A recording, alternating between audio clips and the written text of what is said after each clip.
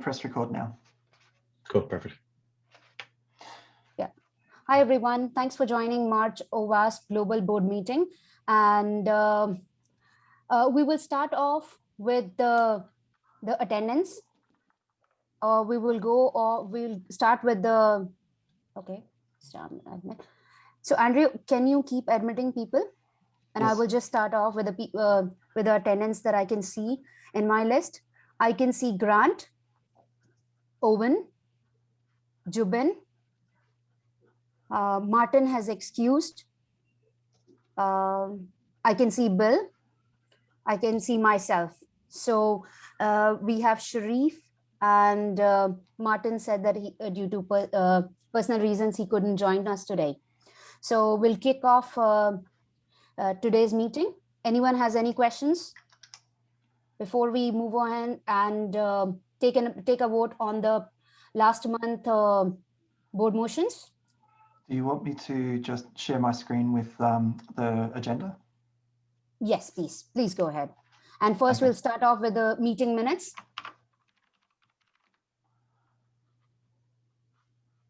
Just get them up and then I'll share. Sure, sure. There's two sets. There's one for the special meeting too.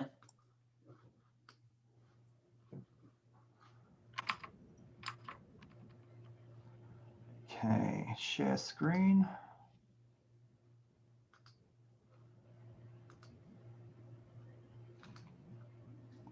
Okay. Yeah. Can people see the browser here? I'll go full screen. Yes, we can see only your browser, Andrew. That's fine. Yep, good, good. Right.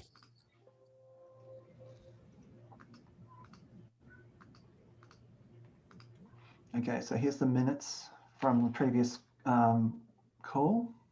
Mm-hmm. So has everyone read them? Yeah. Okay. Anyone has any questions about previous board meeting minutes? I'll go once, twice, thrice. So I consider it as nobody has any questions. Oh, okay. Sharif is also here. So I'll start off with a board vote. With, Wait, I can, 1 second, Vandana, Sure. who motions Hi, it? everyone. You yeah. motion So it? I motion it. Who seconds? I can Who second seconds it. it? Okay, can thank you, second. Owen. Thanks, Owen. So I'll start off with a board vote. Owen, Yes. Sharif, Yes. Grant, Yes. Jubin, Yes. Bill, Yes. myself, yes. Okay, we've got the special minutes now. Yes. Don, Very have you recorded all the votes? Yes, So I motion the special board meeting minutes. Who seconds it? I'll second it. Okay. We all can. okay, Okay, I'll take Uh, Granta for that one. Yeah. Great. Now, again, I will start if anyone has any questions. All right. So I'll start with the order I see. Owen, Yes. Sharif, Yes. Although, Vandana, this has already been voted on and approved. This is the just the minutes. history. Yeah, the minutes and the approval of the budget. right. Yeah. So we're just accepting the minutes of that Oh. particular motion. Yes. Yeah. Grant, So yes for me. Yes. thank you. Thanks, Sharif. Jubin, Yes. Bill, Yes. myself, yes. Now I'll hand over the responsibility to the chair. Over to you, Sharif. Okay. Thank you. So Grant asked for a Actually- change in order. Yes. So, Go ahead, Andrew. I was about to say the same thing. so Grant, Please. what was the request that you had? So the request that I had is, would it be possible for us to do the report back from the Education Committee and the presentation of those two projects first, because Dita has a conflict for the second half of this meeting. Okay. Yeah, we can begin there. I will stop sharing. Does Dita need the sharing capability? She will do so, yeah. There's presentation, but one for Dita and one for Toby. I think they're both. I am able to share. Nice. Okay, great. So thank you for taking time, guys, today. If I can speak even. So many of you know me. I have been with OWASP for the last 2 years, and I've been working with the education and outreach committees this year. And this project, How to Get into AppSec, has been an idea for a long time, I believe. And now we're trying to get it off the ground and operational. Are you guys able to see my screen? Yes, you might Yes, want to we hit do. present though. Good. Let's. Yep, that's perfect. You can still see it. All right, great. So, this has been in ideation since last year, and we have started our meetings last year as well.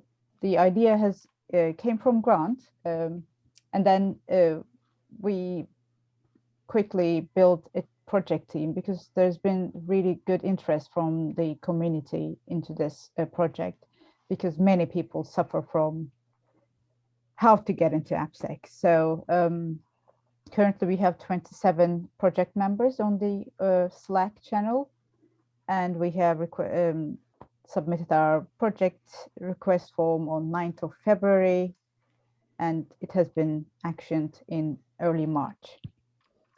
So after having a few meetings about, okay, what do we want to do? Where do we want to start? We have realized quickly that we do not even have a good definition of what an AppSec engineer is. So after going back and forth, we've decided we want to do a research to base this on facts by asking AppSec professionals about what they do in their day-to-day job. So currently, we're building the questionnaire, which is not going to be more than 6-7 questions, and it shouldn't take more than 3-4 minutes of a person's time.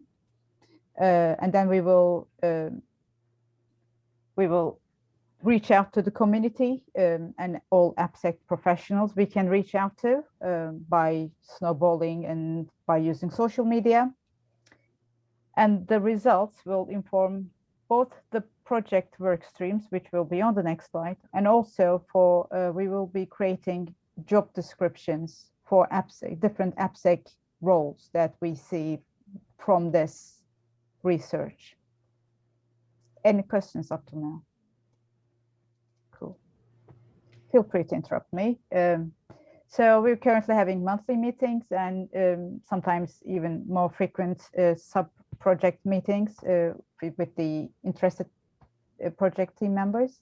And the work streams are to create a roadmap for a few source and destination professions. For example, a student to an AppSec engineer can be one. A compliance person to an AppSec engineer could be another one.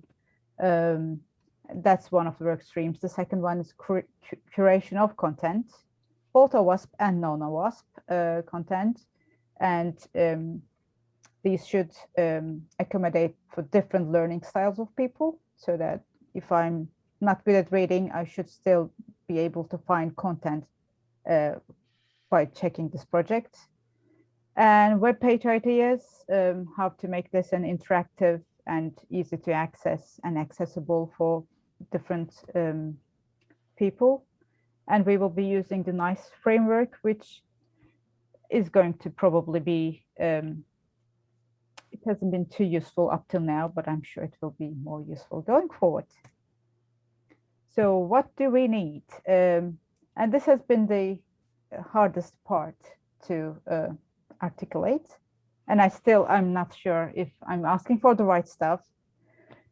But Grant mentioned a really good idea of having a LinkedIn partnership to getting to the AppSec people, so that if they have AppSec in their job title or application security in the job title, they can be presented with our survey so that we reach a lot of AppSec professionals. And that will mean we're going to be getting lots of data back to do data analysis. And as a project team, we might not have enough resources for doing this data analysis. So, Grant, please add to this.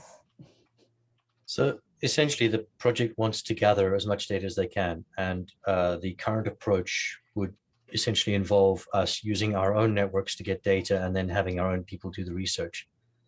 But I think that we need to go bigger than just our own networks, mainly because we don't touch into all of the areas of application security that we should.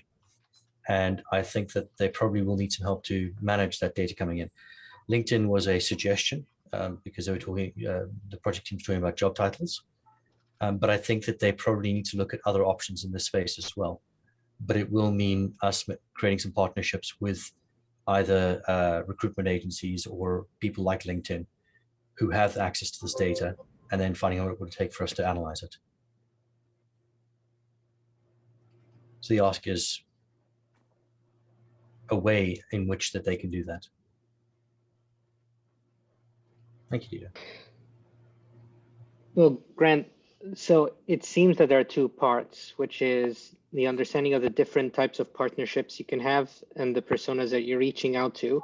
I know this is with regards to AppSec professionals, but you have a couple of personas there, which is either recruiters or companies themselves, large organizations themselves, or social networks such as LinkedIn to be able to pull that information or at least reach out to them.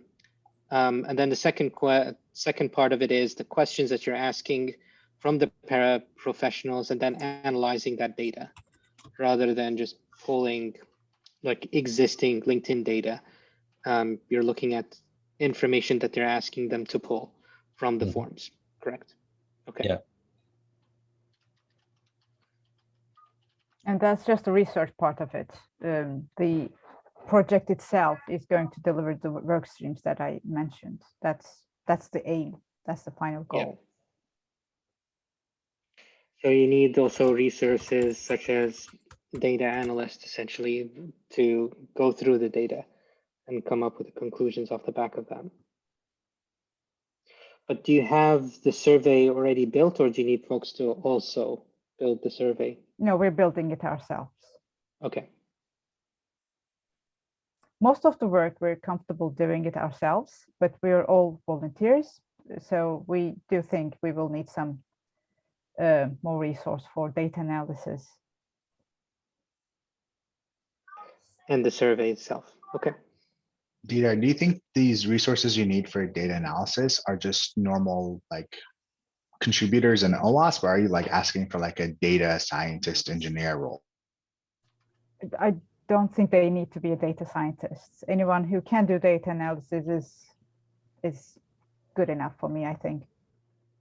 Would it be worth? I'm not an academic, so.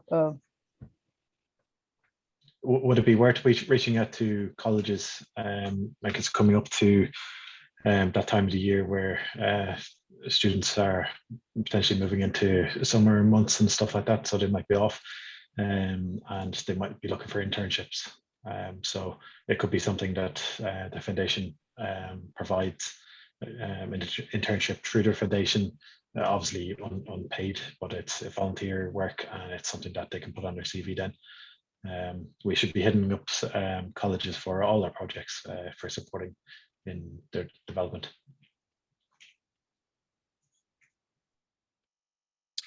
I'm conscious of time. I promised the board that we would use very little time on these. I'm happy to take further questions as well, or to direct questions the board might have back to the projects. Sobi, if you'd like to go through your slides quickly, just so we can round off this piece? Yeah, sure. If I can have a presenter. Hopefully it's that. Can you hear me okay? We can. Great. We can. Okay, I'm hoping you're seeing the slides for the AppSec curriculum project. We are indeed. Okay, fantastic. Well, thank you for bumping us up on this one, everybody. Just a quick run through the AppSec curriculum project and what we're attempting to do here, and where we're going and what we need. So, there we go. So we're creating the AppSec, the OWASP AppSec curriculum. This is a joint industry and academia initiative to define a full foundational AppSec curriculum, or from which academic courses and industry training can be based with OWASP's backing. So a very, very useful thing, in my opinion, in our opinion. We are taking an outcome-based approach to creating the AppSec curriculum, and the outcome is that on completion, students will be able to build a system that meets the requirements of industry standards or assess an existing system against these standards. Now, this is our attempt to take opinions out of this. Obviously, we don't want to create an environment where anybody could be accused of hijacking what's important. So we're taking opinions out of this process and really trying to prevent any special interests from influencing OWASP's take on the curriculum. So our approach for producing the curriculum is to derive it from these standards, from industry standards, starting with OWASP's own standards. If it's in the standards, it matters, is the principle that we're taking here. It's been through some kind of rigorous process already, through the standards generation process itself.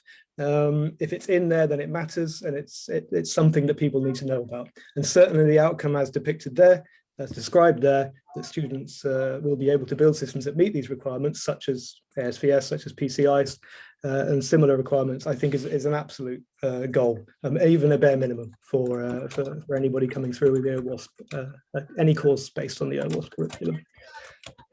So we're derived from what the standards are generally concerned with, which gives us our modules and units, and the level of knowledge in each area to meet the standards requirements is described really by what's expected in the assessment and with the using the requirements within the standards to assess systems. And we're using absolutely standard academic approaches to this using the revised Bloom's taxonomy, which you'll see on the next slide. So the first standard that we're analyzing at the moment is the ASVS, our own, so that we can prove out the process that we've defined here. And currently we've got a proof of concept completed across selected sections of the ASVS to create a partial curriculum as output right now. So that's quite abstract. So I'd like to just show very quickly an example from the ASVS and the analysis that we're doing here. So here's a single requirement from the ASVS, fairly randomly selected. It is concerned with various concepts, and they're highlighted in bold here: the adaptive authentication, segregation of duties, anti-fraud controls. Every requirement has these concepts within them, and they presume a level of knowledge within these areas of the reader, of the assessor, or the builder. So as part of the analysis for identifying these concepts, there's some use of verbs and action words which describe what you as an assessor, whether you're self-assessing or assessing somebody else's, is expected to do about these concepts. So you can see in this case, we've got a verify and we've got a has in there. It's a fairly basic text analysis for a human to do, certainly. So the concepts in there then get bucketed into various topics. We're dealing with authentication, we're dealing with authorization, insider threats there, obviously that's come from segregation of duties. So that's all being analyzed and kind of categorized. And then on the Bloom's taxonomy, the revised Bloom's taxonomy, which is over on the right there, we have levels of understanding. At the bottom, you've simply got rote memorization, which is just remember, up through understand, apply, analyze, evaluate, and create, which is just deeper knowledge and ability on the part of the student. So in this case, we're simply verifying that the application has these things. So you need an understanding. You need to know what these things are, such that when you see them, you can verify they are there. And they're what you expected to find. So in this particular case, it's fairly straightforward and informs the curriculum about what we need to be teaching. The concepts themselves fall in underneath the topics that you can see on the bottom left of the slide. They're not listed out here, but they would all be within there. It would inform exactly what these units need to cover as part of the curriculum. So that's the approach to make it a little bit more real. Where are we going this year? This year, we are aiming to complete the analysis of the ASVS manually, to publish the initial AppSec curriculum for review internally, so that we can see what the output looks like, see if it makes sense. It seems to make sense at the moment, but we'd like to complete the ASVS before a wider review. This is a very manual process. It's very laborious.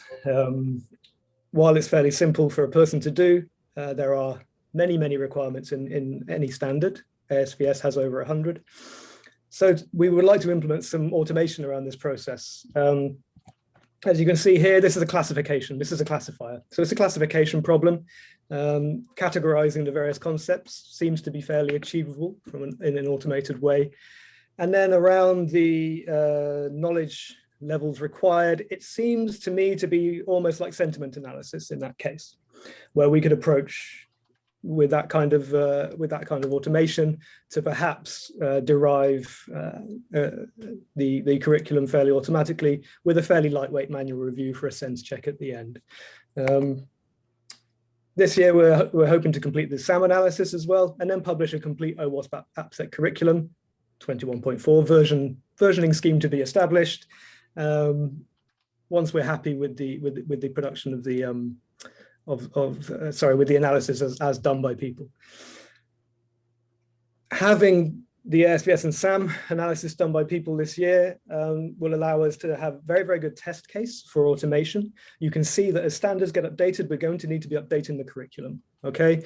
So we really don't want a gigantically laborious manual process ongoing year on year on year on year every time there's an update to what matters as the world moves on. So as part of implementing automation, the output from it can be compared against the manual output that was derived. So it gives us a really good test case to hone towards until our automation is producing something that looks very, very similar to what the people involved produce. Into next year, we're looking to agree the inclusion and prioritization of further standards and looking beyond OWASP into PCI and any other standard that we deem to be very, very established and informative.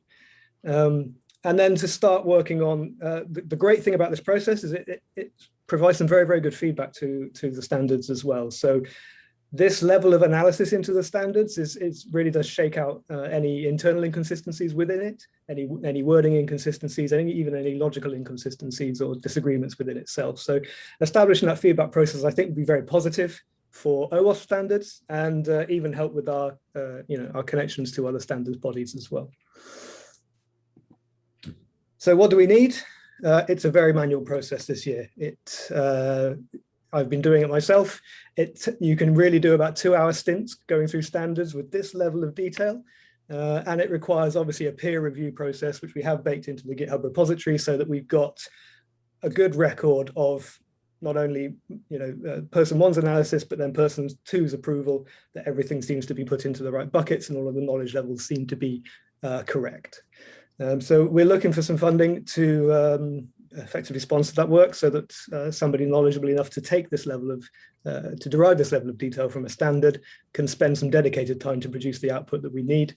And then also some funding to actually get that automation underway. I have a fairly simplistic view of it as a classifier and kind of sentiment analysis, but anybody with a real keen interest in this area I think could really make a difference to how quickly this stuff comes together.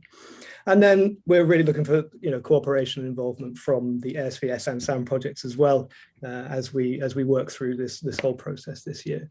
So that's a very, very, very quick whistle-stop tour through. So any questions? As the ASVS co-leader, you're more than welcome to come to our channels and ask us questions, and we're happy to get involved. Fantastic.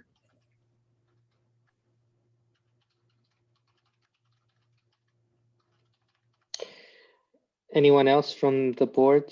Do you have any questions with regards to this project? Yeah, I was curious, like how much money are you asking for, and then what will be the outcome when it's all done? Yeah, so I've got the estimations on there from my work in our work, myself and Grant, in producing the partial curriculum we've got now. We're estimating about 6 person months to run through here. We can parallelize, we can split standards up into sections and then farm those sections out for initial analysis and then review, a peer review process. But we think about 6 person months. And then just really finger in the air estimate from my software engineering background on kind of getting the automation together. It's not going to be wildly simple. It's going to take a lot of iterations through. So just a rough estimate of 3 person months for that kind of development work. Actual money requested really does depend on the rate at which the people that are doing the work need to be recompensed. And then the outcomes are very much this, goals in where we're going in 2021. The manual works, sponsoring that and funding that will get basically the first public release of the AppSec curriculum out this year by somebody or some group of people going through the ASVS and SAM and producing it. We have automated as much as we can here. So we're capturing all of the analysis in machine readable format. It's all in YAML. We then have a set of Python processes that churn through those YAML files and produce the output. So it's all reproducible. What we don't have automated at the moment is that initial analysis. Funding the automation of analysis with classification and possibly sentiment analysis will allow us to keep up with multiple standards as they change and just make the process a hell of a lot more efficient. Do you have a sample of the output? I guess I'm trying to wrap my head around what the curriculum actually at the end. What the curriculum looks like. Yes, I do have the output from Python. It's not to hand right now. Sorry, but certainly, yeah, we can get that together. It's just something very, very simple to put around the board and just show like this is what we're doing at the moment.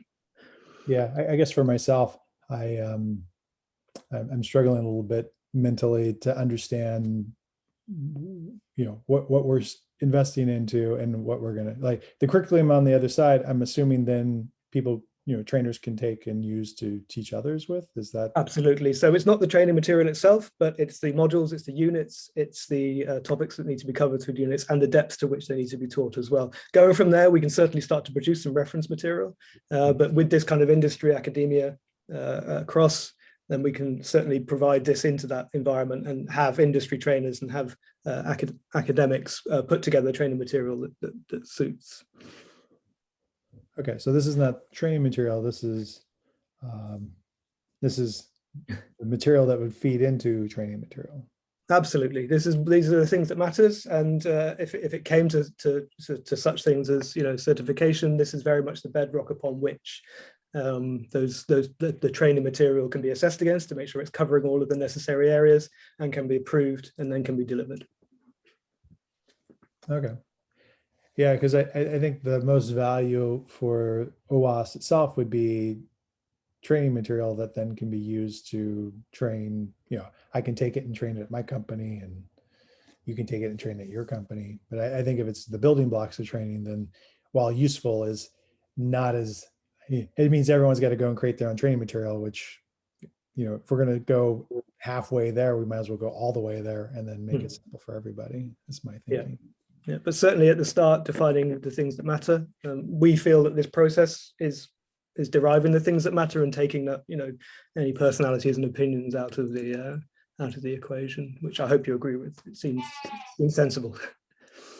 Yeah, we have a lot of personalities here at OWASP. We do.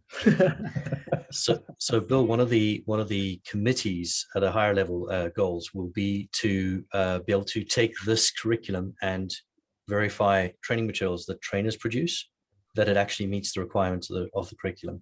So you could also certify trainers and materials at that point against the standard. Yeah, no, it's an interesting thing. I guess for me, I almost wish there was like a small little like MVP type thing where I pilot or something where I could see like, oh, here's, 5 things that we've, like a 5-item list, and then it's been processed, and then here's the outcome from it. And then I could see like end to end kind of what it looks like. Cause I guess I understand from a just a theoretical perspective, but I would have a much better grasp if I actually could see from here's where we started, here's what our project did, and here's the outcome. Then that would be easier for me to understand personally. Yep. So we've got a partial end-to-end that's producing currently a fairly bare bones formatted curriculum. But yeah, I'll get something together and get it around to members of the board. Yeah, I'd like to see the longer term roadmap as well, because the actual curriculum is not necessarily the end goal. The end goal would essentially being able to provide certification for folks who actually want to provide that training, or even academically to be able to do that, and then potentially in the future also accreditation, being able to tell someone not only have you completed a course that follows the OWASP curriculum, but you've taken an exam that basically validates your understanding as well. Yeah, so that's the purview of the OWASP Education Committee, which sits above this project. I am merely the project lead for the curriculum. So absolutely, the end-to-end process is being worked on by the committee and by the committee members. I'm sure they can help you understand that. Okay, it would be good to. They're two inextricably linked, so it would be good to also potentially in April to have a view of the wider roadmap as well, because potentially they would also require funding, and potentially that funding would be superset of the program that you're also delivering as part of the curriculum project.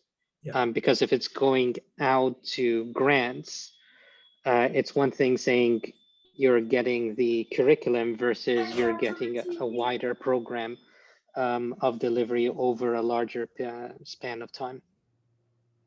Absolutely, and I can, Andrews. Yes, I can take that on as an action for the Education Committee to bring that roadmap in April. Thank you, Andrew. Great. Yeah, and then I guess so going back to your ask, it's roughly 1,000 hours, right, of someone's time, and if it's $30 an hour, then about 30,000. Yes, sounds about right, Bill. For a quick back of the napkin calculation, yeah.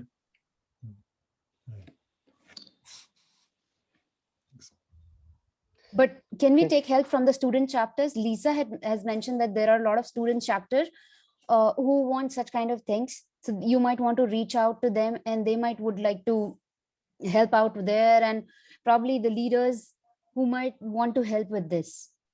Yeah, isn't there the summer code or something that happens each year? Yes, that happens. Yes. Yeah, it's essentially echoing what Owen said earlier about let's make use of the fact that we have a bunch of students who otherwise are going to get into trouble. Yep. They're a good resource, and then they get to use it for their CVs. So we both get benefits out of it. So it would be useful, but understanding the type of resource that you're looking for as well, and the grade would be useful as part of this, because if it is a resource that's like say $30 an hour, then that's definitely not a student, I guess. Working out that kind of like the spec of the person that you would want spending that 1,000 hours, I guess, doing it would be useful for us to understand. Sure. Or we can just have Harold do it.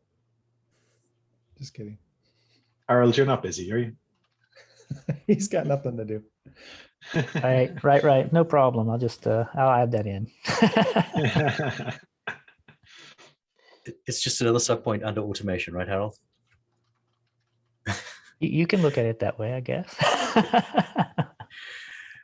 All right, Sharif, we hand the meeting back to you if you want to present the agenda again. Toby, thank you very much.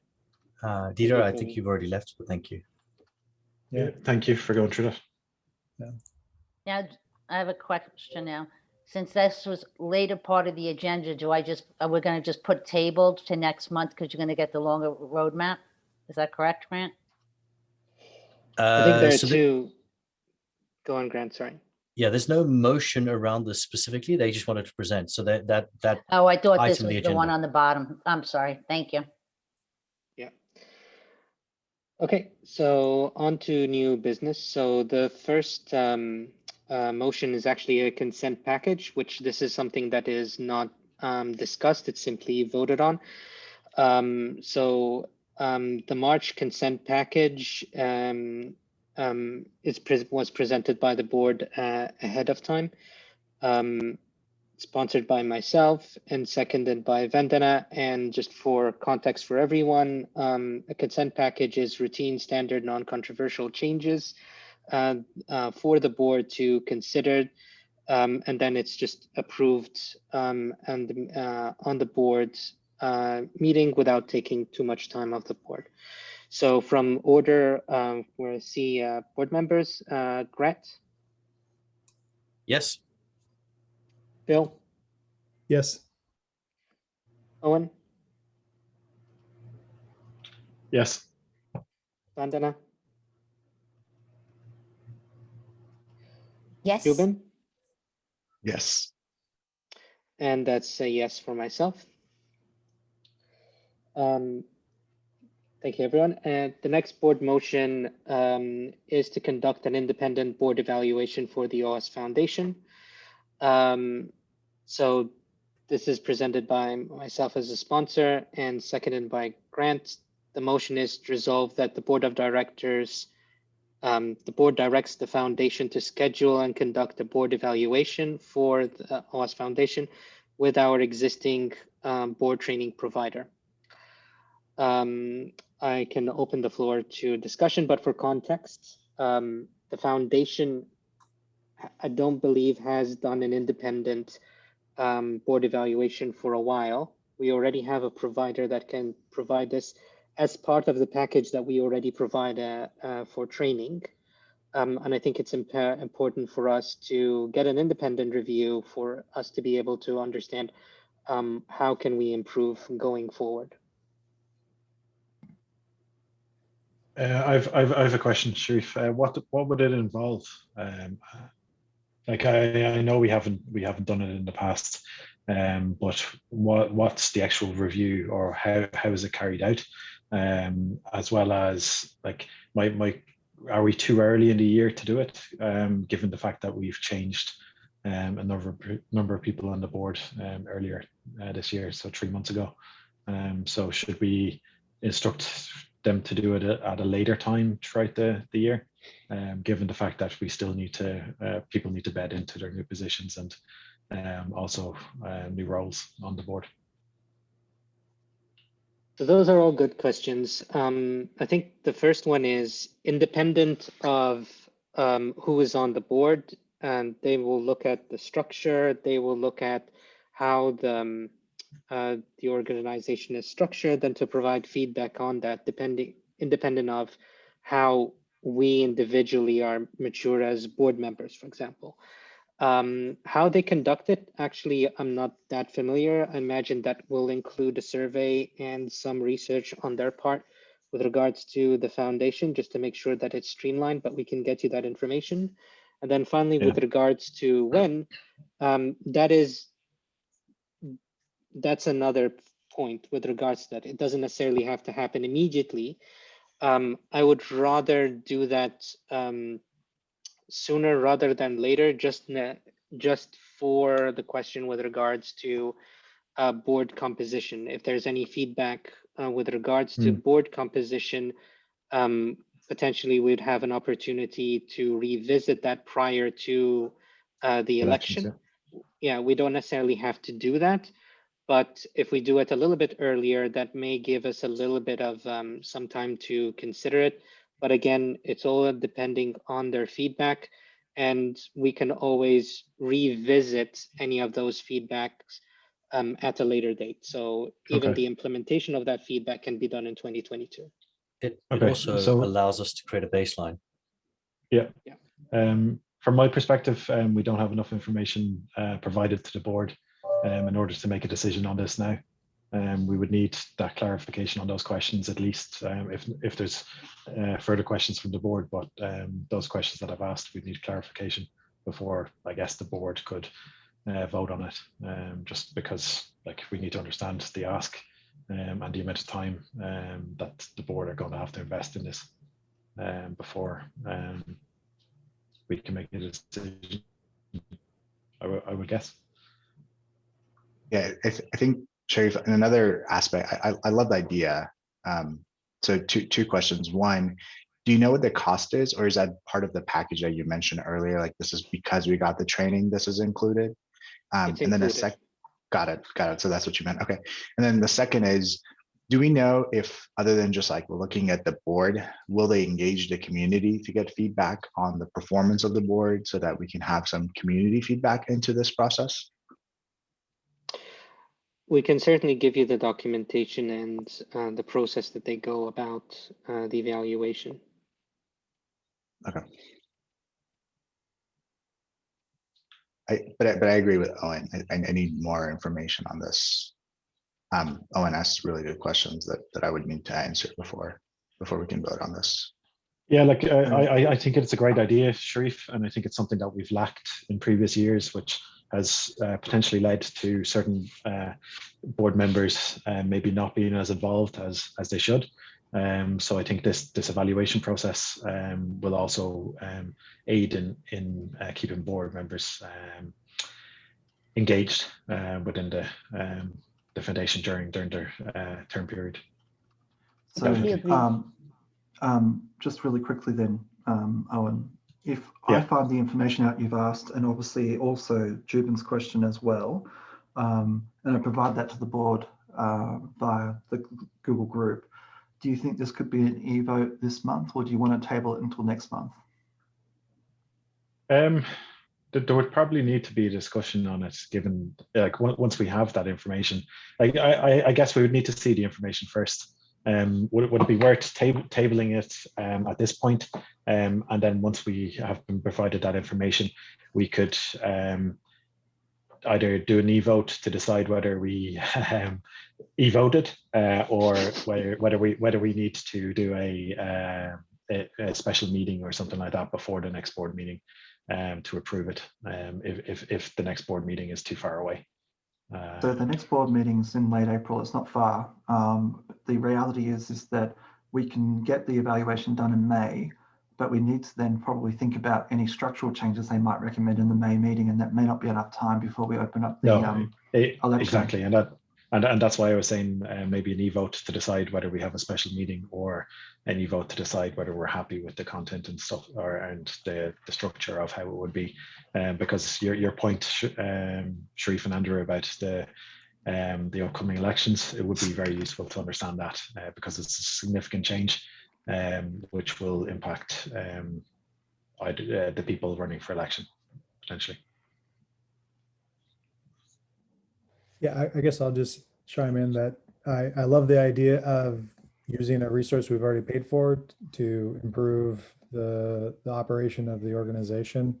I think for myself, I just would want to understand what the time commitment and resource commitment is required to do it. Because as we all know, if it requires our staff to provide them with, oh, here's the written process that does this, and here's the thing that does that, and they have to go and dig all that stuff up, and it takes a lot of hours. I don't know that right now is the best time given how busy our staff is, or if it requires a significant investment of our time, right? Like if it's going to take me 40 hours to step through their surveys and interviews and everything else, then I'd want to know that up front. And then I'd also like to understand kind of like at the very tail end, what outcome should we expect? Is it like a 100-page report? Is it just simply like, oh, we'll give you a one-pager, it's got like 10 bullet points? Like I'd kind of like to understand that as well. So then I understand how much work is going to go into it and how much value is going to come out of it, right? Mm-hmm. I get the sense that we want to complete this to get the most return on investment. And I think I get the sense that the ask is, can we do it faster? So if Andrew gets us that information now, and I do think we can do a quick e-vote of, yes, let's do it, or let's have a meeting. Those would be the two outcomes of an e-vote. And we can just take that, and either we have an immediate output of, yes, we're going to do this, or yes, we're going to have a special meeting to discuss. Yeah, and we would also need all 7 board members to agree, I guess, because whatever we agree on, if it is a time commitment from another board member, they'll need to do it. So we'll need to make sure that everybody can provide or do what's the word? can Commit to the time. give that amount of time. Be There you able go. to do There you commit go. towards that. Yeah, yeah. Me speaking to God English. It's been a long day. Okay, so what I can do is I can table the motion. We'll bring the details offline, have an e-vote as to the next step, whether or not we'll just vote on it offline or have a special meeting for discussion. Okay, so the next one, the developer outreach, this would be a discussion point later down.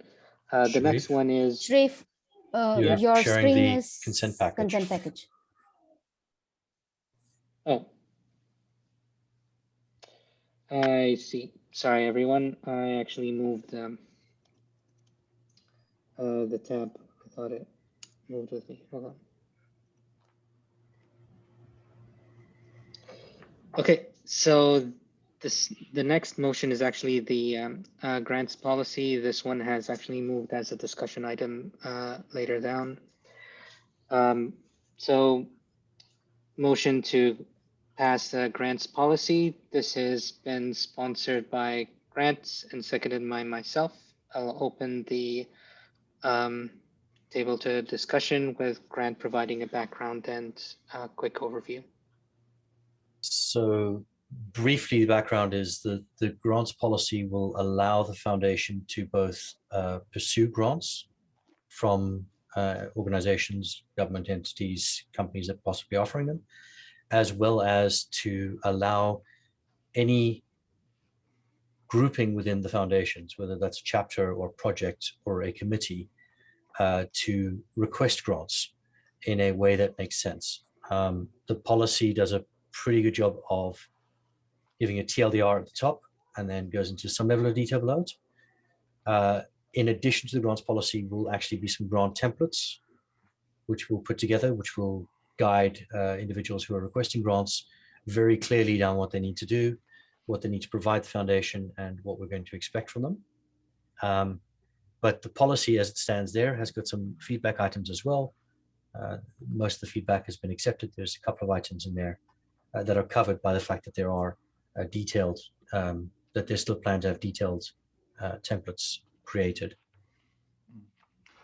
We've actually had the lady from OWASP Manchester, I've forgotten her name, giving us some good feedback. I would actually like to work with her to develop those templates. I think she's got a lot of experience in this area.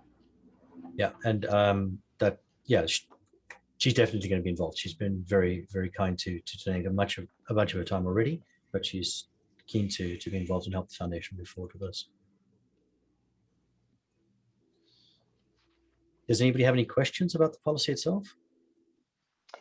I do have one, and that is based on Saskia's feedback as well. How do you feel about grants that are more than 1 year long? Because their feedback, there's something in the policy with regards to grants can only be for 1 year. So I think that the understanding at this point is that we will break up projects that span multiple years into what can be delivered in this year, and grants will be associated with that, primarily because managing multi-year grants can be a fair amount of overhead on the foundation. So the idea will be to try and scope it. Yeah. The other reason for that, though, is some countries, if you contract someone for over 12 months, they become an employee. So we need to be just cautious of getting in extra employees. So just saying. Yeah, I'm just thinking about the other side of the guarantor, because the guarantor might be used to approving multi-year grants, and otherwise you would potentially be constantly applying for the same grant. But I'll defer that to folks who have more experience in running grants going forward, and we can always iterate on the policy itself if we feel that that clause is a hindrance. Yeah. You can certainly just strike it out and we don't have to include it on the actual published version if you wish. For the interim, I think we're okay. It's just once we An actual use case will also help drive and clean out some of these edge cases for sure. Yeah, that is exactly the approach we'd like to take. Let's do this agilely, right? Let's actually have something that we're trying to do it with the right people involved in that process, and make sure that we get a good version that works for the foundation out of that. Okay. I just want conscious to make sure everybody's voice is heard. Are there further questions with regards to this motion?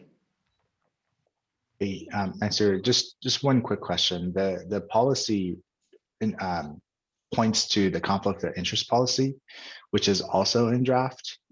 Is there language that we can introduce into the grant policy to maybe control some of the edge cases of some history we've had in the past, where maybe an organization uses a grant to build a project to push a certain agenda or perspective? Is that something that we want to maybe pull out of the conflict of interest and introduce it in here? I didn't realize that the conflict of interest policy was still in draft. Yeah, so sorry, go ahead.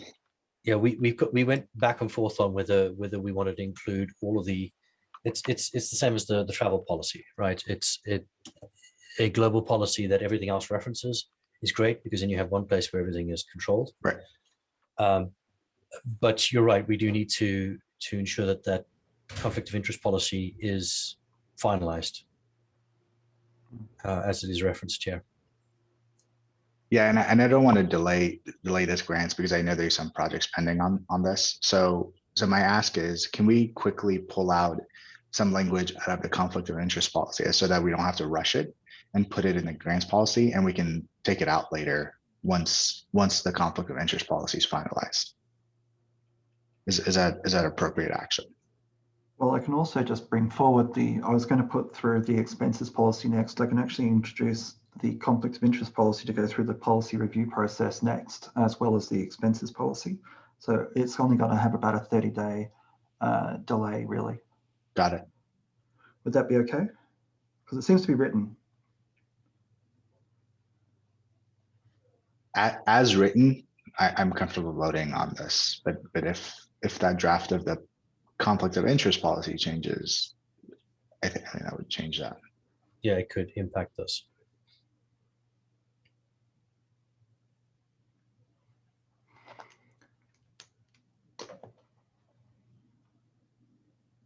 So the question becomes, Andrew, can you and I make changes to this policy and then bring it up for an e-vote, where we pull in the conflict of interest story, make the changes to Sharif? I think that's probably the easiest. So I would ask Sharif that we make that motion. Table this to an e-vote. I apologize for throwing a wrench in this. It's okay, Jubin. It's good. Bill, sorry. Yes. My preference is that we don't mix the policies up. I'd rather we keep them separate, because being on the policy review side, I can tell you we work really hard to try and keep everything separate and in its logical spot, so that we don't have duplicate language that maybe conflicts down the road. And I'm a little nervous that if we start adding them up, like, are we expecting a conflict of interest problem to pop up in the next 3 or 4 months? I mean, it's going to be a small window. Maybe you can tell me what is the fear? What kind of conflict of interest thing would happen in the next few months? I don't know, but there has been in the past certain vendors that have gotten some input into certain projects that ended up causing issues. When you know what's going on behind it, it doesn't seem that bad, but out on the outside, it created some issues. So, like I said, the conflict of interest policy as written today is perfectly fine. I just don't want to vote on something when it's in flux and have changes be made to the conflict of interest policy that would then allow someone to take grants to continue maybe working for a vendor product to be built into some of OWASPs. Yeah, I think the thing to think about it, though, is assume the conflict of interest policy was official right now, and then we vote on this. The conflict of interest policy could change tomorrow, and then good point. Have the exact same problem Yeah. again. I think if this problem comes up and we don't have that policy approved, as the board, we have ultimate control. So we could simply vote to say, we believe there's a conflict of interest. And even though our policy hasn't been finalized, we're going to take that as our guidance and vote that no, we're taking this out, or we're not allowing this. Or, I mean, that's our role, is to be arbitrators of. And the thing about policies too, to keep in mind, is that they're there as guidance and to give the overall rails, the guardrails for how the organization should run. If we get the problem is if you get too in the weeds with them, then it stifles. You can't pivot, and you can't, you need it kind of like the US Constitution is very fluid and has stretched over the years. And we kind of need our policies to more or less give us the guide rails, but I would caution against being too specific. And then if there's something we, the board, don't like, then we step in. Like, we don't throw our hands up and say, oh, well, the policy says you can do it. So even though we think it's a total violation and ethical problem, we're not going to worry about it. Like, I don't think anybody on this board is thinking that. Got it. So I totally missed that. So thanks for that feedback. And that's just my thinking. Now we can vote and do whatever we want, but I'm just kind of trying to lay out what my thinking is. We can also, Jubin, at the point which comes to approving the grants policy, if it's changed, the conflict of interest policy, if it's changed substantially to affect this grants policy, at that point, say no, because it would mean a massive change to where it is at today, which we probably wouldn't accept.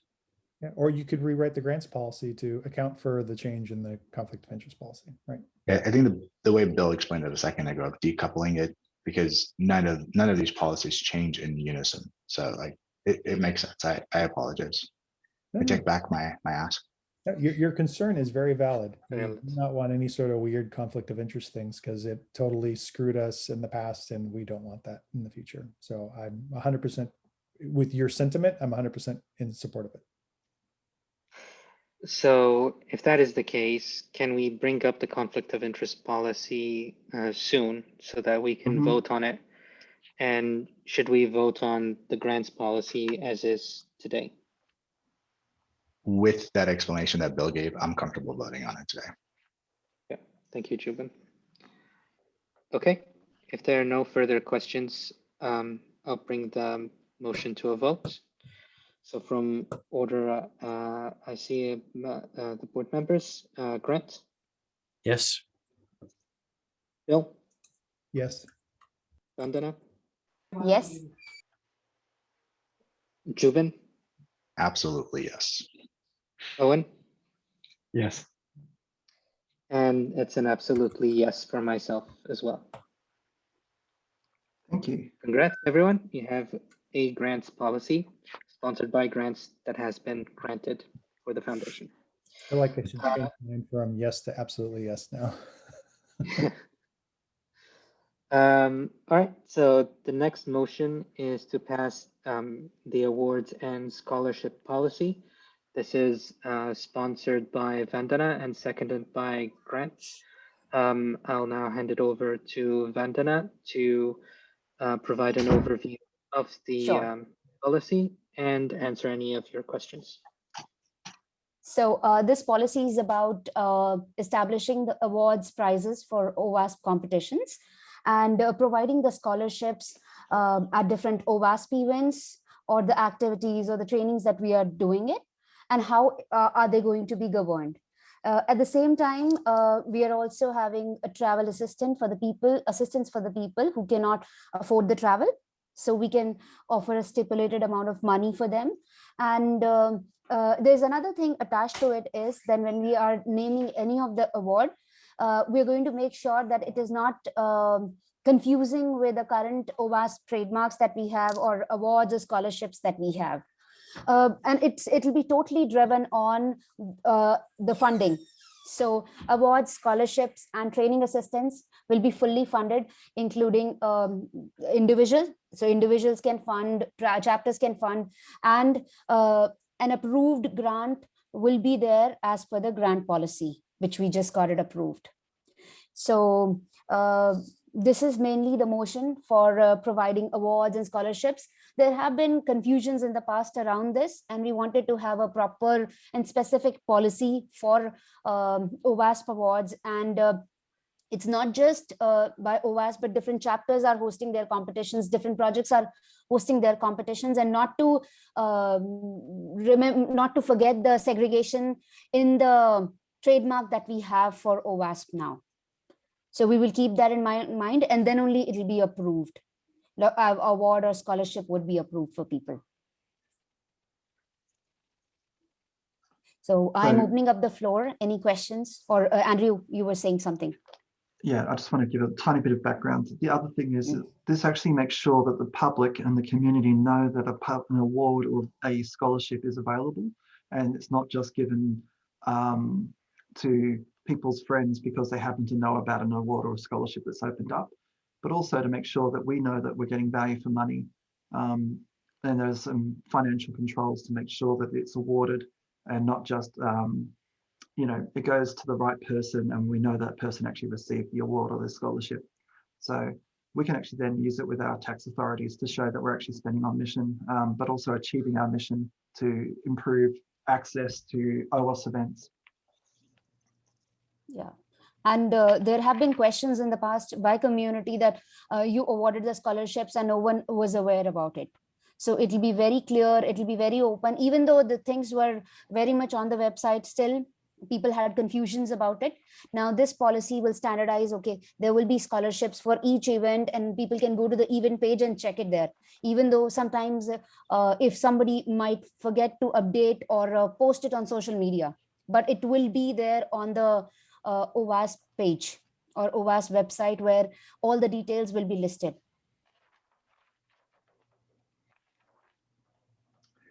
And then I have a quick, more like logistic questions of what the process is. When I was reading this to prepare for the meeting, it looks like the funding is an affirmative board vote to provide the funding for this. And then in a later section, there's language about how the ED will update the board on quarterly. Wouldn't the board, since they voted on it, already know, or is it that it's a chunk that the board is voting on and then the individual disbursements is what's being reported back by the ED quarterly? Right, the second one. Got because it. yeah. Yeah, I mean, just briefly, the reason why I did it like that is that initially this year we have $0 set aside for it, but in future years I'm expecting the board to fund it partially. I'm still expecting sponsorships to help fund sponsorships and awards. And from that point of view, the board doesn't need to approve donations that are used for this, but I want to make sure the board is aware that we're actually giving these things away. And that's why I'm actually updating you. So definitely the second. Got it. And then one question, the ethical barriers link is TBD right now. So I didn't really get any context, but what did you guys expect in the ethical barrier? Like, what are the ethical barriers that you would consider in recusal? Is that? Yeah, essentially an admission that I have conflict and therefore I'm going to recuse myself from this decision. Got it. Can that be just part of the conflict of interest policy, or does it need to be another document? I think it is a conflict of interest policy. We can certainly provide that as a link to where it says TBD goes to the conflict of interest policy, and we can get feedback to include that improvement. Got it. Perfect. Okay. Thank you.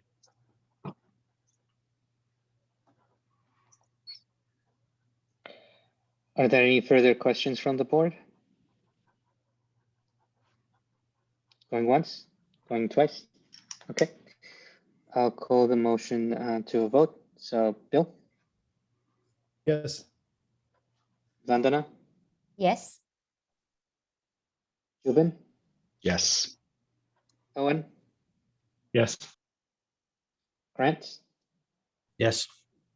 That's a yes for myself. Thank you. Okay, so now we're on to comments, announcements, and other businesses. So we already covered the, sorry, Andrew? We haven't done the executive director and the finance report yet. Okay, apologies, I was late to your times. My fault, because I asked for fast forward to the end of the agenda. Okay, no problem. So Yeah, I'll bring you up to the top again. Probably just easier if I share because there's a few reports that I just want to bring people's attention to and show things. So sure, I'll stop sharing now. Okay. Okay. Essentially, I just want to bring up the KPIs. We've had a very healthy increase in our membership this month. However, there will be a depression next month because although we ran a membership drive, and I'll talk about membership drives right this very minute, but we're expecting approximately 250 to 260 members not to renew because of, we absolutely marketed at them, but the uptake of the current membership drive is not high. However, that is an amazing delta. We've been running this month a 2-year membership drive, and we have 450 new members this month as of this morning. And thank you to Lisa for providing these details. We've had 178 1-year, 247 2-year memberships, which is incredible. We only had 120 total members in 2020 March. So instead of 4 a day, we've got approximately 20 a day appearing at the moment. And we've also had a healthy increase in lifetimes and a few students in regional areas, which is exactly what our mission sort of needs at this very moment. So, 77% of the membership is coming from non-developing nations, and 23% is coming from the regionals, which is an incredible jump as well. We generally haven't seen in the past regional registrations for membership. We are going to be doing next month a Indian event for the Bain Break, I believe. Bandana, correct me if I'm wrong. And so I would like to run a regional membership drive next month. I think that'll be very helpful. In terms of the actual KPIs, we can start seeing that we've actually got a bit of a dip in our cash on hand. I'll let Tom explain that a little bit more coming up. It's really quite important that we just keep an eye on our expenses. This is actually very, very important to me. But also we've had a very healthy increase in our website accesses, up from nearly 700,000 to over 800,000. I put this down to both, we're getting our community back in order. We've got a huge amount of chapter activity at the moment due to the great work that the chapter committee and Lisa have been putting in on the chapter reactivation program. But also we started advertising on Google AdWords. And so we are starting to see the results of those two things come together. And we're starting to get back to the sort of activity levels that I'd like to see. So that's actually very pleasing. In terms of my report, I'll just go very, very quickly. The operating plan status is linked. You can see all the things that we've delivered since September last year, and there's a very many items that have been delivered, and that's very pleasing. This coming month, we are actually planning on we've done the lightning event, we've done the training event, and we're doing the anniversary 2-year membership drive. You can hear that it's actually very successful so far. And obviously we've just passed the 2 policies. So in terms of what's due in March, we've delivered pretty much all of that now. So that's very, very pleasing. I'm going to add the conflict of interest policy here. So expenses and events policy, we might bump the events policy a little bit. We've not got many events coming up from the regions at the moment, but we do need to get that underway. I don't want to overload the policy review team or our community with providing overly, so many policies that they need to provide feedback on. I think by having only 1 or 2 policies out at a time, that gets better quality and more feedback. We actually probably missed out on some of the feedback that we needed on some of the policies that went through last year. We're also planning on delivering events in a box. What this will be is a draft to the events committee, and hopefully we can have a little bit of an update from Owen on how that's going. If he needs any help, I'd be happy to provide that assistance. We are absolutely meeting with the virtual marketing VP soon to review and reform our marketing strategy. I think, the advertising shows that we do need to spend our money carefully on good marketing. So there's that. I'd also like to understand if the mission statement's coming in April, but Martin's not here, so I think we might delay that to May. But obviously also, Owen, we'd like to get the event committee going. So a charter needs to be written this next month and people to join it. Yeah, Andrew, I removed that discussion to a later date, Okay. both from the mission statement and for the events to a later date. Yeah, Andrew, from our discussions on that, I thought that you were drafting the charter up, so and that from my perspective, it was going out to try and get people on board for the actual committee, which We'll I've get that on already for you. started. So, yeah, I think you were just going to go with say the bare bones or whatever, and so that we could then build upon it with the people that are joining it. Yep. I just wanted to highlight that I held 3 town halls, about 90 people showed up. That was amazing. It was much better attended than last year. I think people are very interested in a very dry topic, so it's really good to see the community getting involved in that. I think we have general consensus that we can move forward with it. So hopefully when we do the expenses policy, it won't be too bad. It is a controversial policy, I won't lie. There are many chapters who will be, they won't be affected, but at the same time, they've earned their money the hard way in the past, but this allows everybody to do the stuff. Also, I just wanted to highlight that I vacated the leadership of 24 chapters. We are in the process of communicating that to both the leaders who've been vacated, but also to go to those communities and get them to elect or give us new leadership. We're also at March 31, Sam's on the line here at the moment.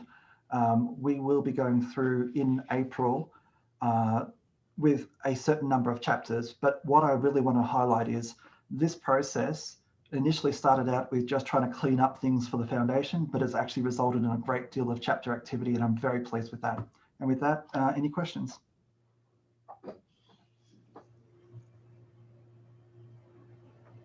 Okay, Tom. Hello, everybody. I know we're up against time, so I'll go through this quickly. I'm going to share my screen. Can everybody see my screen? Yep. Yep. Okay. So from a balance sheet perspective, we are still, as of the end of February, at a little over $1 million. Our receivables, my understanding is all of these are good, so we should be able to collect that. When you match that against our liabilities, they've gone down significantly. Right now, the payables as of the end of February were just under 27,000. The PPP loan, we had filled out the paperwork. The bank has its own portal. Grant and Andrew, I was able to get in today. I filled out everything up until you have to sign it, Andrew. So I've asked for a login so you can just go in and sign it, and then we're done. And they have opened up the portal to apply for new ones, so I'll get working on that as well for this year. The deferred revenue for revenue that we have more or less collected for these events is about 121. So we just need to make sure that we deliver on that. But again, our liabilities are significantly decreased from where we've been in the past, with our cash still holding it over $1 million, which is a good thing. From a profit and loss perspective, again, we're a little over in income for the month based on donations and the events that we were having. We're also under in expenses basically across the board. And that carries into our year-to-date through February. We're about $19,000 over in revenue and just about $17,000 under in expenses. The majority of that is in the outreach and the chapters, along with some underspending in projects. We're 2 months through, to Andrew's point. We're keeping a very close eye on expenses. So, being under budget $6,000 to $7,000 a month is not entirely a bad thing, and we'll keep a very close eye on it. With that, I'll take any questions. So I had a question with regards to the PPP loan. You mentioned that Andrew is about to get access and sign one PPP loan. How much are we forecasting for another loan? That perspective. I would assume it's in the same range because our employee our employees have basically stayed the same. So I would assume it's going to be just over 100,000, just like last year's was. But I won't know until we fill out the paperwork, provide them the reports I'm going to have to get from Insperity, and then they'll do the calculation. Okay, so potentially between 100,000 to 200,000 in PPP loan forgiveness.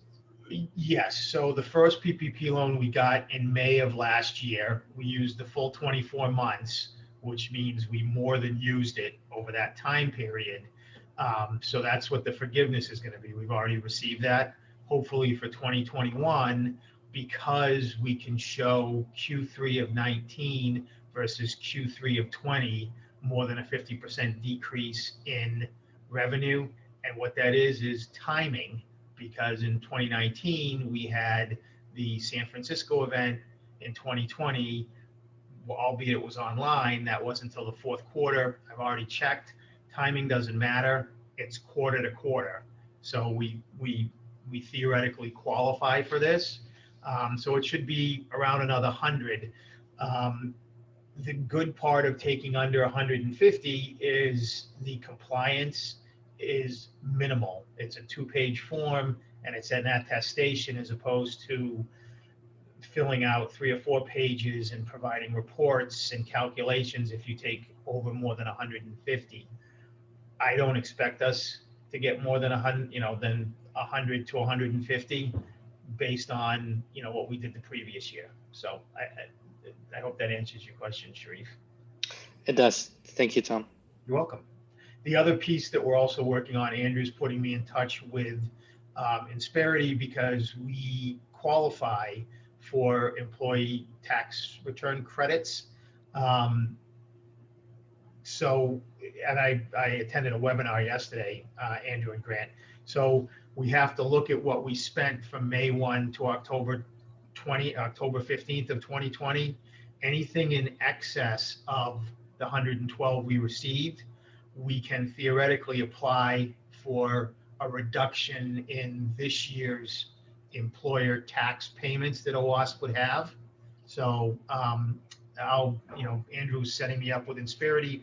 We'll get the reports, we'll fill out the forms and see what we apply for. But what that is we would pay a reduced amount of employer tax payments to the federal government based on this particular program, because now they're allowing you to do PPP and the tax credit.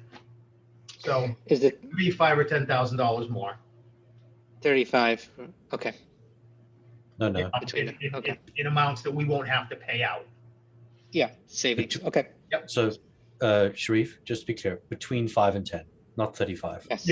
Yeah. Okay, Thank you, Grant. Yeah.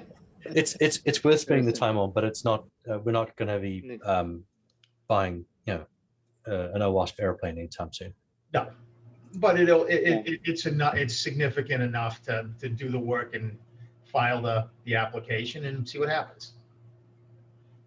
Oh, I understand. Thank you. Hey, Tom, I just have a really dumb question. I apologize for this. The cash asset. There's no dumb questions. The only one is the one you don't ask. Well, I think I've asked this before and Right. I just forgot the answer. So the -84 on the cash assets is partly because of that -40 that you have in column H, correct? -4. Yes. So what this is saying is that we recognized less revenue than we had in expenses through the end of February, January and February. We had budgeted, however, to show 73 less. Got it. So we're actually $33,000 better than our approved budget at this point. Got it. Okay. All right. Anything else I can answer for anybody? Oh, sorry. The last item is I'm closing up last year, and we'll be getting all of the information to the CPA so that they can fill out the 990. If we can get it done and signed before May 15th, great. If not, they'll take the extension and we'll get it done in June and out the door, so we don't have to worry about it in November. just to give everybody a heads up. Okay, thank you. You're welcome. Thanks, Tom. All right, I'll turn it back over to you, Sharif. All right, thank you. Let me share my screen again.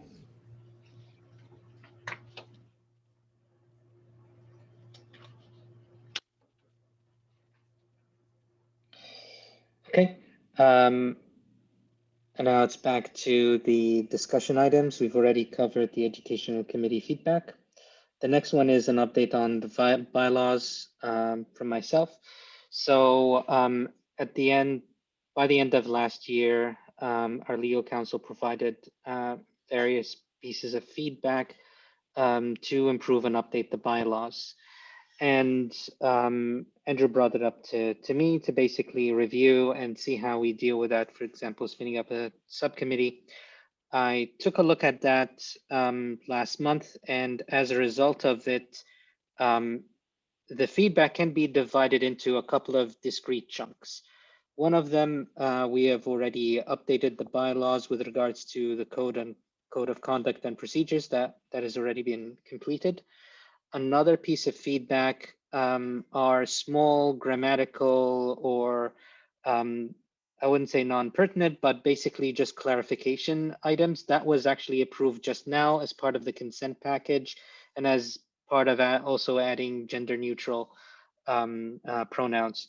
But the other two items or other two discrete buckets of work essentially are I wouldn't say significant, but impactful changes to the bylaws that they have written up as provided as feedback and as suggestions for us to change. So that will require a subcommittee for us to review and propose motions for.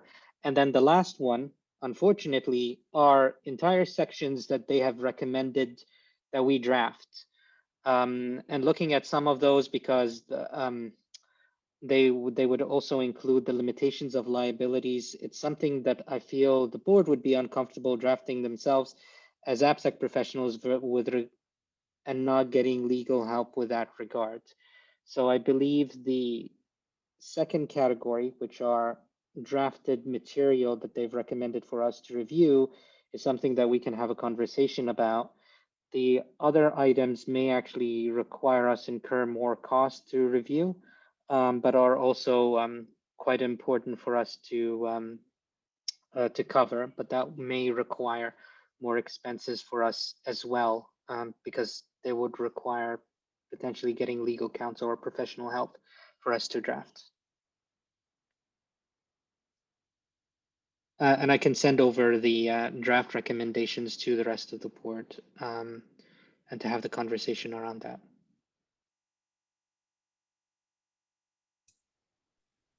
Okay. Are there any questions with regards to this? No. Okay. In any case, I will provide the document to the rest of the board, as well as spinning up some time or putting up a doodle to agree on a time for a board subcommittee for us to review and to work on those. Yeah. Sharif, it might also be worth getting a quote on what it would cost to have them draft those additional pieces, so we know what we're talking about. Yeah, exactly. Good idea. Thank you, Grant. Okay, Vandana, over to you. So a discussion on developer outreach program. Sure. So this is a program that we want to set up for developers and especially developer community. And for this one, we will work with developers to engage them to the security programs or projects that OWASP currently has. There are a number of projects which OWASP has, which developers have no clue about, because I've been interacting with developers a lot lately, and they have no clue about OWASP project that they can help, they can get help from, especially from the security side. So even recently, I was working with one of the developer, and he was facing some challenges like how exactly a vulnerability can be replicated, and I introduced him to SKF. Similarly, there are some language specific things that can be done for developers. And with the developer engagement program, we want to have some content created and that will be done by all the volunteers, all the people who are part of the community or not part of the community. We will also be working with the outreach committee to spread the word so that we can reach more and more developers, because every organization needs this kind of help. And OWASP is one organization which has all the resources. We just need people to leverage those resources. When it comes to security people, they also have like very less amount of knowledge about the projects, how they're working. They know that OWASP exists as web testing guide, OWASP exists as web top 10. And now even dependency check is something which people have started getting to know more, but still there are so many incredible projects that needs to be known to people, like ASVS and dependency track, and there are many other projects. So we want to set this up, and as part of this, we will have a section specially for developers where we will showcase that these are the projects which can help in this particular way. And if it's a language, let's say Angular or Node.js, so we will have some kind of good practices for them for that particular language, because this is one standing problem for, I think, every community, be it developer community, be it security community.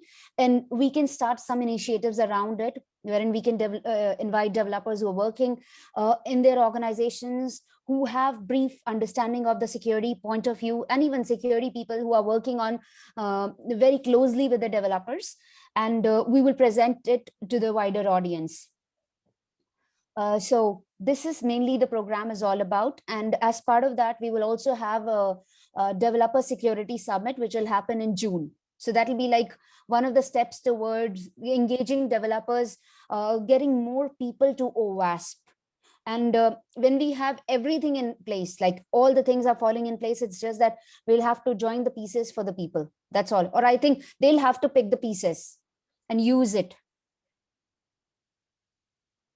So that's mainly about the developer outreach program. I wanted to put it as a motion, but I feel that it's more of a discussion point, wherein this is something which is needed for us to be engaged with the wider communities, wider people, and to involve more and more people as part of OWASP and the member community, or memberships, I should say.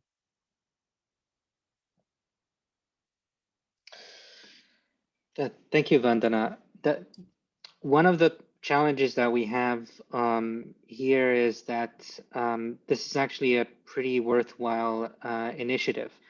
However, as at the foundation, we don't have essentially a vehicle to get this done that is like a program or an initiative. In fact, a lot of those are done either as part of a committee or a project in and of itself. And this is part of the reasons why I'd recommended that this to be set up as a project, because I don't necessarily know that this would be a motion. And in fact, even if it is a motion, that there's a lot to go in there that we won't know until we start working on it. And that's one of the reasons I recommended that it's a discussion, because in actual fact, anyone can spin up a project and actually start working on these items, or spin up a regional event and start working on a summit or something like that. It sounds like this would be a great committee, and in line with our mission of helping developers. So like if you spin up a project, like you're relying on, say, output and stuff like that, whereas a committee is similar to all the other committees that we have. It's there to support developers and so on. So that could be the vehicle to provide outreach. Or it's something that falls under the outreach committee. Could be. Yeah. See, actually, Grant, we were thinking of it, because we discussed about it, but this is something, a broader area that we want to tap into. So we would need help from a lot of people, from projects committee. We would need help from the outreach committee, and outreach committee is not just limited to that, because this is something wherein we'll have to involve developers, we'll have to involve security people, we'll have to, so let's say first layer of work, I will write it down, and then we will spread across that, okay, we need people to be part of it, because it cannot be like there'll be 5 people who will be just part of it. We need more and more people to be associated with this program, because this is not a one-man show. So we will be there to push the efforts, but we would need the whole aura to be taking this initiative further. And when it comes to limited space, this actually looks like a simple effort, but again, it needs a lot of push. And that's when I thought, okay, why not start this program and then take it to the next level? So But we do need help. Yeah, it's across multiple committees, it's across multiple projects. In fact, probably all of the projects to some degree. Yeah. Okay. But in essence, that's our That's mission statement. Yeah, that's the mission, developer outreach. So like I do think that, like, if you're calling it a program, it could be one of those elements out of the outreach committee. Or like in essence, everything that you said there is around outreach and engaging security professionals as well as developers. So it could be part of that committee. I don't know whether it's been brought up to them. But it goes beyond that as well, because it will also engage education committee. It'll also involve in projects that are not falling under the outreach committee. So I guess this is really a board initiative that Vandana wants to pick up across OWASP, because like you said, it's essentially it's one of the things we should be doing as a foundation. Yeah. And there is one point that I have here is that I don't want to put everything on the staff, because they have so many things already running around. And I want to take it up and take it forward with all your help.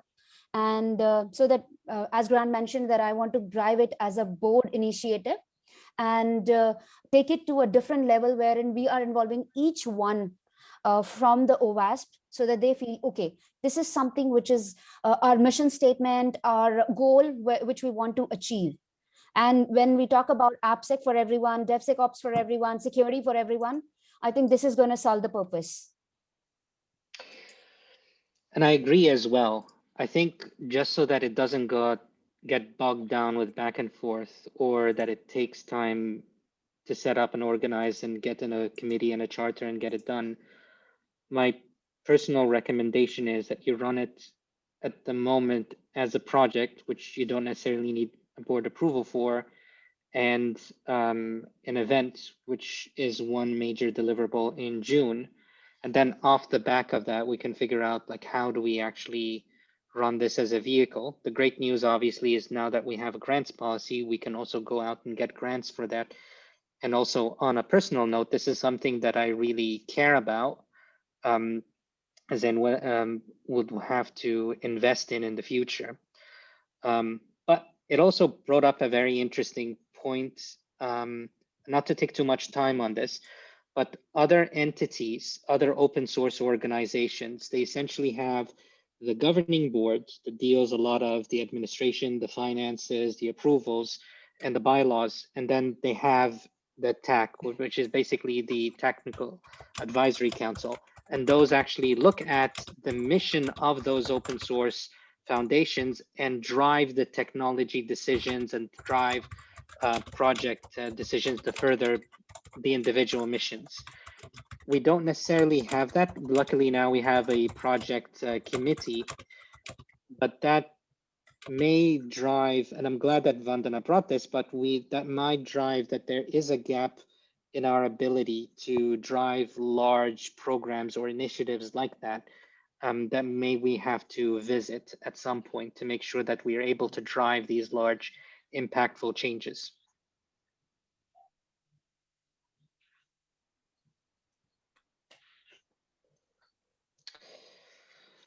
So Vandana, how would you like to take it from there? Would you like to think about how you'd like to work on it in the future, and what kind of an entity should it be? For example, starting small. I don't want to put words in your mouth as well. I'm just conscious of that. But I think on a larger scale, you like on a high level, do you have support from the board? It's more of how it's going to be run. How do you wish to pursue?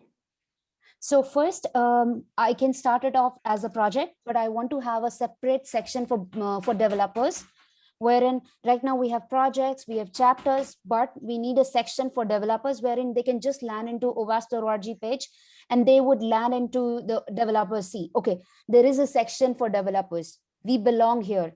That's the kind of thing that I wish to see here as part of our goal. And to start off, I can have it as a project wherein we can lay down all the principles and all the ideas that we have, which will be on papers. And then once we have all the content, people start pouring in, we can have a separate section. I'm fine to have that way as well. Or if we can start from this very moment, if we can have a separate section, we can start from there also. Okay, sounds good. We have one last discussion item for you, Vandana, as well. I'm just conscious of time because we have about 9 minutes left. So this is about my membership, wherein yes. Last year I was advocating about having a lifetime membership price, which should be low for the developing countries or the countries which cannot afford the $500 worth of membership or lifetime membership. During that time, I actually removed my auto renew because I wanted to be a lifetime member. And I wanted to renew when I get a reminder, because generally when you are a paid member of OWASP, you get a reminder. So during this course of action, there was some MailChimp error, which I got to know from the staff that there was an error which happened where I did not get a reminder for my membership. And when I reached out to the staff, they mentioned that right now it's in the expired status. So the very same day I renewed it to the lifetime membership. So I voluntarily went there because I wanted to be a lifetime member, not avoiding any situation which have happened in the past with people. So now the system error occurred. Here I am. My membership was in a loop for some time. And right now I am a lifetime member, but I wanted to put it across with the board that due to some error, it has happened. And then I think when I canceled my membership, the MailChimp did not realize that I need to be reminded of it. And I had a conversation with Andrew as well, wherein he mentioned that he's trying to figure out the discrepancies in the memberships. There are few people who might also be part of the discrepancies in the membership. So I wanted to put it across to the board that this is the situation I am in right now. Yeah, I think this is, sorry, this is a big thing from previous years as well, that especially when it comes around our election time, when people haven't been asked to renew and all that kind of stuff, and they feel like they are a member because they haven't received anything. So we really need to get to the bottom of this if there is still issues. I thought that we had them sorted last year for last year's election. So I think, can I speak? Yes, please. Yeah. Okay. So on a few things we had to cover this too, we put in the notes in the policy that it's the director's responsibility. There's a different, for the fear of glitches on this. So that's how we covered it. I do know Andrew's going through this policy again, and he'll probably reword it again, but that's how we handled that statement on the policy. That's the only thing we did different, just for what, out there.